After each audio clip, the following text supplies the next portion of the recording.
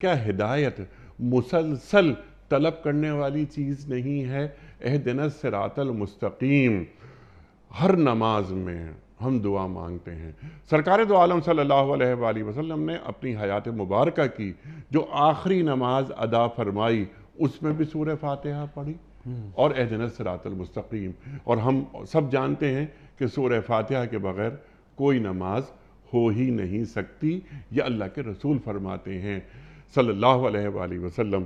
تو ہدایت اگر مجھے مل گئی، اور ہدایت وہی جو اللہ کی طرف سے آئے، اِنَّ هُدَى اللَّهِ هُوَ الْهُدَى، اللہ نے قرآن کریم میں بیان فرما دیا۔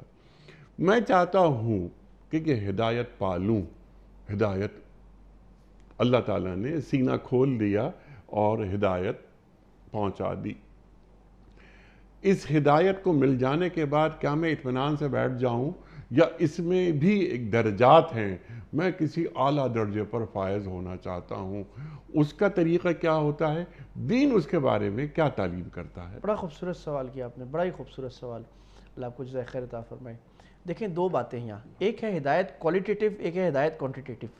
پہلے تو کوانٹیٹیو ہے، یعنی جسٹ بینگ ہدایت، تو وہ اس کا درجہ یہ ہے کہ پہلے انابت آتی ہے انسان کے اندر، اس کے بعد انسان کو ہدایت ملتی ہے، اس کے بعد اب یعنی ہدایت کا مطلب مسلمان ہو گیا تو ہدایت مل گئی، کوئی گمراہانہ نظریات نہیں ہے، ختم نبوت پر پورا عقیدہ ہے، صحابہ پر ایمان ہے، قرآن کو صحیح سمجھتا ہے، پورا ایمان ہے، حدیث کو مانتا ہے، یہ تو کوانٹیٹیو ہدایت پوری ہو گئی۔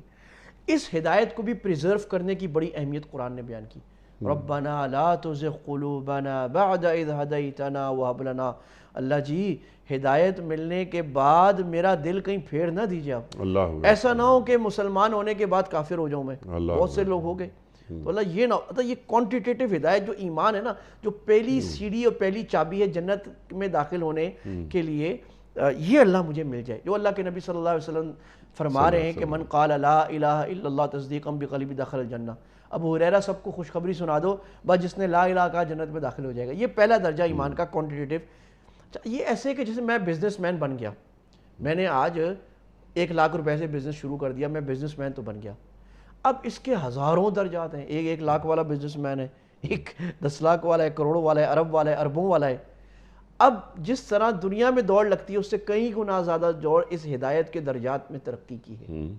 تو ایک ہدایت انبیاء کی، پھر صحابہ کی، پھر اولیاء میں مرتبے، تو یہ آتا ہے آگے استقامت۔ ہدایت کا دوسرا درجہ ہوتا ہے استقامت۔